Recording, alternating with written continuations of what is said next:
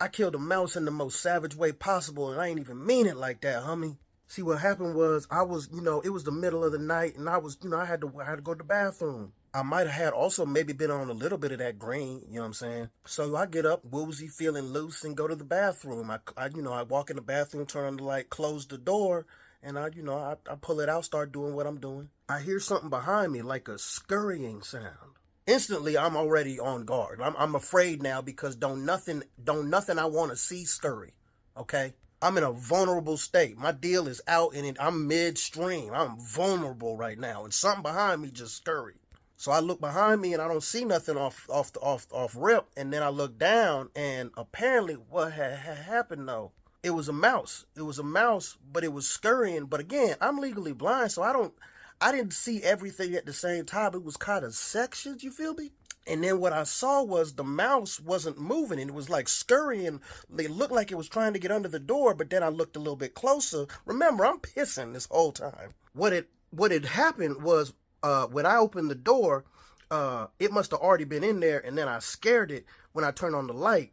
And then when I closed the door, it was trying to go for the door and it got caught in the hinges. Head got caught. So now his head being crushed to death while I'm just pissing. I'm pissing while his head's being crushed. I ain't know what to do. Like, I instantly felt bad. I was like, dog, I don't want you to go out like that, dog.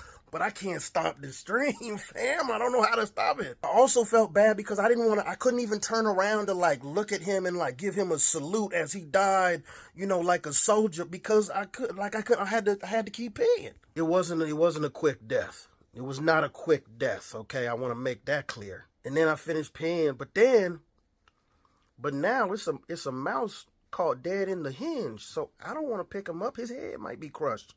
So I just left it there for a second. And then I went back to my room, and then I was like, you can't leave it there. What you should do is wake your roommate up and make him do that. I didn't want to touch it, but I also didn't want to wake my roommate up and be like, hey, man, hey. So I'm a bitch. Can you? So I like walked by his door real quick and I like coughed and shit. You up?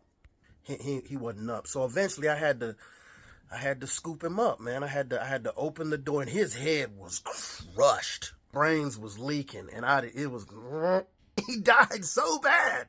I felt bad. So I picked him up by the tail and I was carrying him outside because you're not gonna go in the inside trash, because I feel like if I'd have put him in the inside trash, like he would have came back to life and came and like he could have came and got me, you know what I mean? So I took him to the outside trash. I ain't put no shirt on or nothing. I just put on my slides and went out to the outside trash, and then while I was putting it in the outside trash, a crackhead with a shopping cart was passing by me.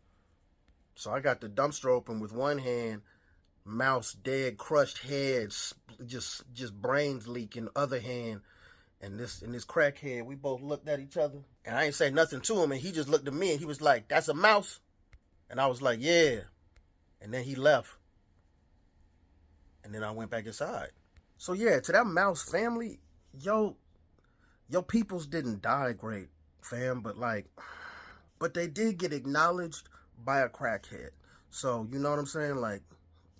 Is that 8th grade, I accidentally body slammed my principal, but she was fine. See, what had happened was I was getting jumped. I had already damn near been in 2 fights in the last 10 minutes. I was getting hit from all direction. My vision's not great. I don't remember body slamming her. I do not remember that part. Everybody else do. I don't remember it though. I remember kicking Mr. Hendon in the chest, but that was on accident. I like Mr. Hendon. Mr. Hendon actually walked with me to the office after the whole shit. It was this dude named Josh and these other dudes, and they got some hits in, but I didn't swing because I thought that if I didn't swing, then I wouldn't get in trouble. That wasn't true. But like I said, I don't remember body slamming the principal, but then I do remember kicking Mr. Hendon in the chest, and that kind of brought me back a little. Nobody was helping me. The homie Chad, the shortest one, he was like 5 foot tall. He the only one that helped me, and Mr. Hendon. He got kicked in the chest. And then I was walking to the office because I knew I was in trouble now. My lip was busted and shit. And the dude, Josh, was behind me because he was going to the office too, and he was walking with his friends, and they were cheering. He was like, he kicked my ass. He ain't kicked shit. Mr. Hendon was over here, and Chad was over here, and I was like, is that him talking behind me right now? And Mr. Hendon was like, Nate, don't do it. And Chad was like, yeah, that's him.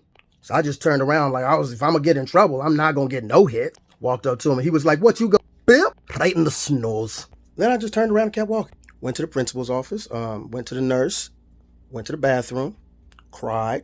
I wasn't crying because of the pain. Like, I'm not saying it didn't hurt, but I wasn't crying because of the pain. It was that, that overwhelmed cry. People always fucking with me. The crazy thing is by the time I got on the bus to go home, the story had got so big, and it was like an hour later, that people were like, Nate, you broke his nose and he knocked 2 of your teeth out. All that really happened was I got a bloody lip and he got a bloody nose. I hate fighting. Like, don't get me wrong, I love martial arts. I love training. I love the sport. I hate street fights and shit like that. Even when I'm justified, I do not like hurting people. Like, it's not a good feeling to break somebody's bone. It doesn't give me, it's not euphoric. It's not like the movies. When you hurt somebody in real life, they don't stop screaming. They just, like, it still hurts when they come back from commercial. I think it's different when you've been put in situations where you've had to fight.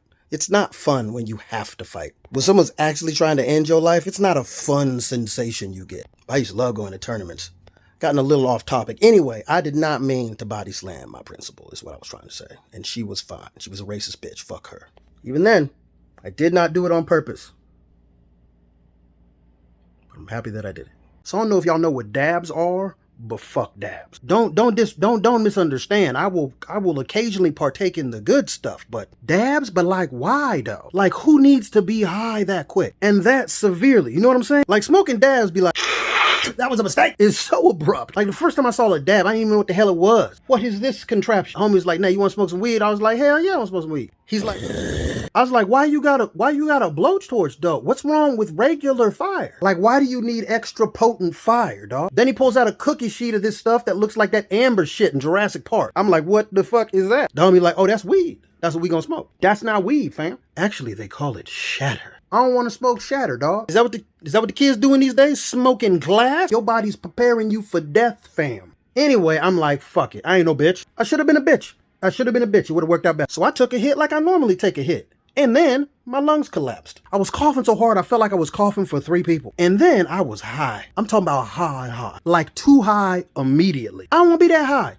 I want to smoke some green, eat some food, and watch Happy Gilmore. That's it. That's all. I don't need my brain trying to figure out the reason of everything. By the way, it's 42. So I got a comedy show, but I'm for real fucked up. We get in the car. I'm in the front seat. Remember that part in Star Wars where they jumped the light speed? That's what I saw. For real. It didn't feel like it looked like on camera though. Like it was too fast. We get to the show, and even though the room looked like just a regular restaurant, to me, it looked like the dungeon I was about to die in. So I go in the bathroom to splash some water on my face and to, tell myself in the mirror that I'm cool. I'm gonna be all right. I'm not high. Nigga in the mirror looked back at me, was like, nigga, you fucked up. This shit was a mistake. And now you gonna be high forever. So after I told me to fuck off, went back out, had to tell the host that, I'm not gonna be able to do this, fam. And while it was just a bar show and I wasn't even on the show, I was just trying to get a guest spot. It's still the first time that I was like, nah, I can't get up there. I don't ever go on stage high or drunk, even before that. And I'll never go on stage after a dab, if I even ever do a dab. And as I sat there watching the homie on stage destroying because he's funny, and I realized that I had only taken 1 hit and he had 3, I remember thinking to myself,